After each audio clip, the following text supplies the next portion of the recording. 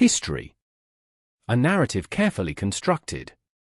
But what if parts of that narrative were intentionally removed? Texts once revered, then deemed too dangerous, too radical, to ever see the light of day. Entire books silenced. Their whispers, faint echoes from ancient libraries, hint at stories profoundly different from the ones we know. These are not mere forgotten curiosities. They are keys. Keys to understanding not just what we believe, but why we believe it. And who decided what truths would endure, and which would vanish into the shadows. We begin our journey into this forbidden archive. Among the most profound of these lost voices is the Book of Enoch. For centuries, it was largely known only through fragments, tantalizing glimpses. Then, discoveries in the Ethiopian church and among the Dead Sea Scrolls brought it back. A text of immense antiquity, it purports to be the words of Enoch, the great-grandfather of Noah. Its pages unveil a cosmology so vast, so alien, it challenges our very understanding of creation.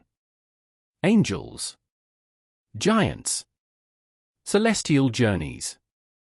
A vision of the universe far grander, and far more terrifying, than canonical scripture dared to portray. What did Enoch reveal that was so unsettling? It speaks of watchers, angels who descended to earth, intermingling with humanity, sharing forbidden knowledge. Metallurgy. Cosmetics. Warfare. And their offspring? The Nephilim. Giants. Tyrants who consumed all. This narrative offers a stark pre-Diluvian history, distinct from the brief mention in Genesis.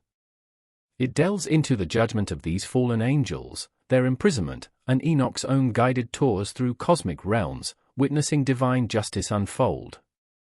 A testament to a world teeming with supernatural interaction, where boundaries between realms were thin.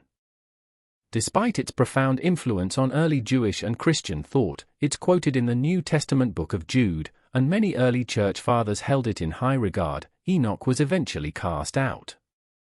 Why? Its complex cosmology, its angelic hierarchy, and its detailed accounts of evil spirits may have been deemed too speculative.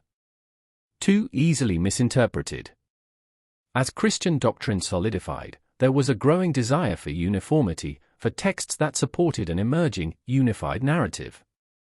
Enoch, with its wild, untamed visions, simply didn't fit. It became apocryphal. A book for the periphery, not the core. And what of other silenced voices? Far from the angelic realms of Enoch, we find another profound challenge to established history, the Gospel of Thomas. Lost for nearly 1,600 years, its discovery in 1945, amidst a cache of ancient manuscripts near Nag Hammadi, Egypt, sent shockwaves through the academic world. What emerged was not a narrative gospel, telling stories of Jesus' life and death, but a collection of 114 sayings. Attributed to Jesus himself, these secret words paint a portrait of the Messiah unlike any in the canonical Gospels. An intimate, mystical revelation. The Gospel of Thomas presents Jesus not as a messianic figure focused on a future kingdom, but as a wisdom teacher. A sage. His teachings in Thomas emphasize an inner kingdom, a divine spark within each individual. If you bring forth what is within you, what you have will save you. If you do not have that within you, what you do not have within you will kill you. Self-knowledge. Enlightenment. It bypasses the need for intermediaries, for elaborate rituals, or even a literal resurrection. This was a direct, personal path to divinity, startling in its simplicity and profound implications. Why then was Thomas suppressed? Its association with Gnosticism, a diverse set of early Christian beliefs emphasizing secret knowledge and spiritual enlightenment over material reality, made it suspect. The emerging Orthodox Church stressed a physical Jesus, his crucifixion, and a literal bodily resurrection as central tenets. Thomas's focus on esoteric sayings and an inner salvation threatened the very foundations of this developing orthodoxy. It undermined the authority of the Church, the sacraments, and the established clergy. It was labeled heresy. Eradicated, as thoroughly as possible, from public knowledge. The Book of Enoch and the Gospel of Thomas. Two vastly different texts, yet united by a common fate, removal. Both challenge the carefully curated narratives that have shaped centuries of belief. They force us to ask, what else was lost? What other truths, what other perspectives, were deemed inconvenient, dangerous, or simply not fitting for the official story? Their rediscovery is more than an archaeological triumph, it's a reopening of questions.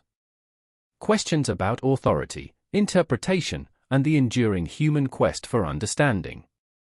The voices from the past, once silenced, now speak again. What do they tell us about ourselves, and the history we thought we knew?